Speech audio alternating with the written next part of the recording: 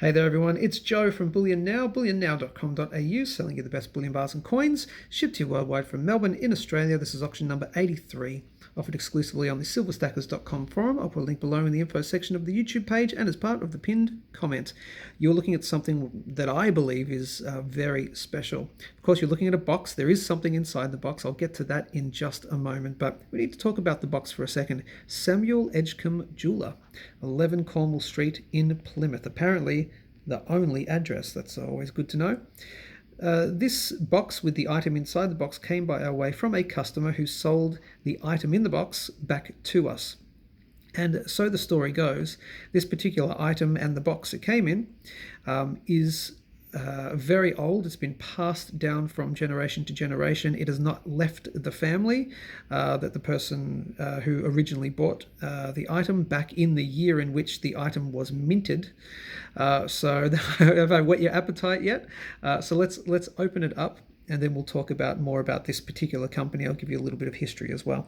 Let me just see if I can. I'm sorry, I have to put the camera down like this. I just have to open the box. There we go.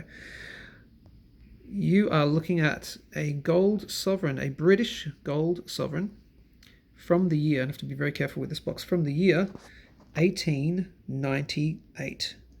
Look at that right there. That is beautiful. 1898 British gold sovereign. As the story goes, apparently purchased from Samuel Edgecombe Jeweller in 1898 or thereabouts, I presume. And stayed in its original box, which it came in, and this box and its item been passed down through the generations. So we had to do a little bit of searching. Google is a wonderful tool sometimes. Samuel Edgecombe Jeweller, 11 Cornwall Street, Plymouth. What did we find? Check it out. We found a website which, there's people who love all sorts of things. There's people who have a real big interest in old businesses, just sort of tracing back provincial trade. So this website here, or this particular forum, someone posted a thread, the English provincial trade of the West Country. So they just, dug through records and whatever, and there was just a list of bunch of names and bunch of businesses. And what do you know? What came up? Samuel Edgecombe, right there, 11 Cornwall Street in Plymouth.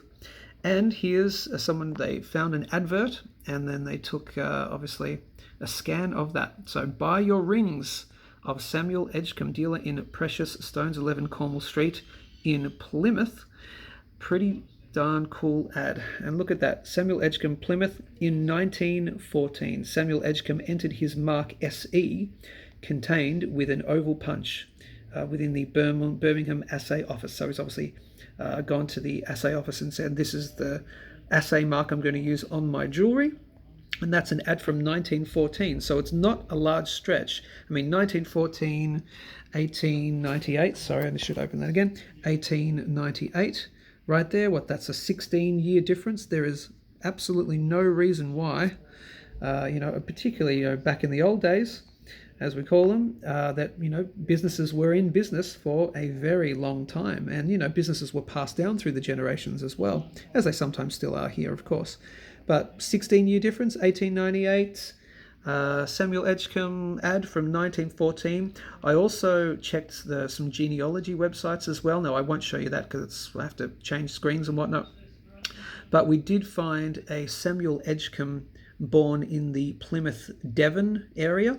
So Plymouth, I think Devon is the county, or Plymouth is the county of Devon, or Devon is the county of Plymouth. Maybe someone else can tell me who knows a bit better.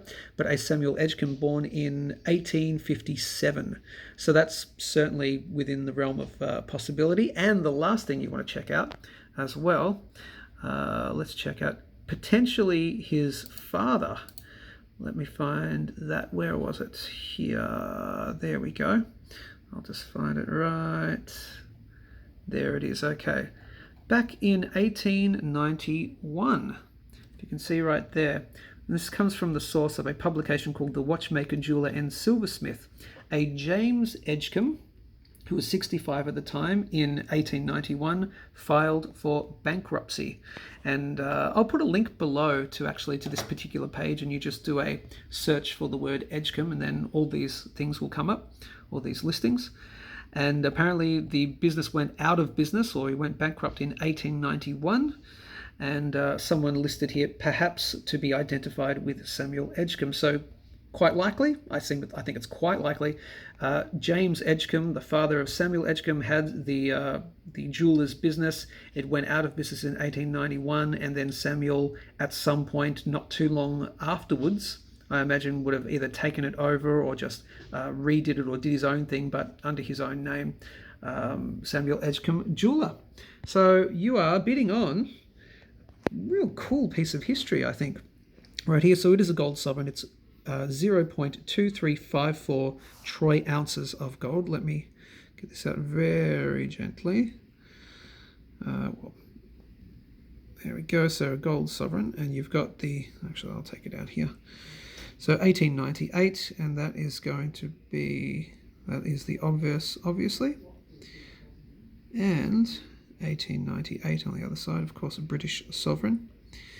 In its what I think is a reasonable assumption now, based on everything I've been able to research, in its original box. Now, was it purchased in 1898?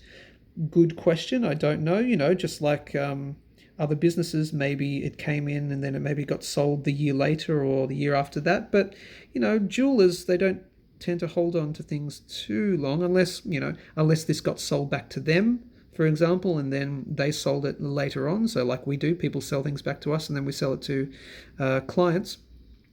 But it's definitely seems like it's from its original box, original purchase.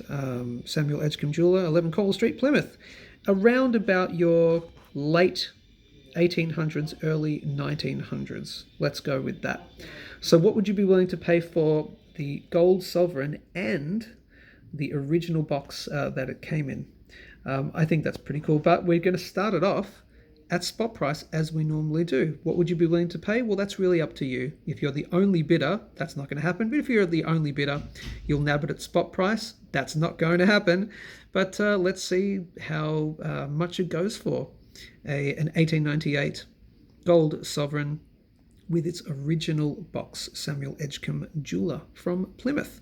All right, all the auction terms and conditions are on the website again, link below in the info section as part of the pinned comment. And again, I will link to the specific details about Samuel Edgecombe Jeweller.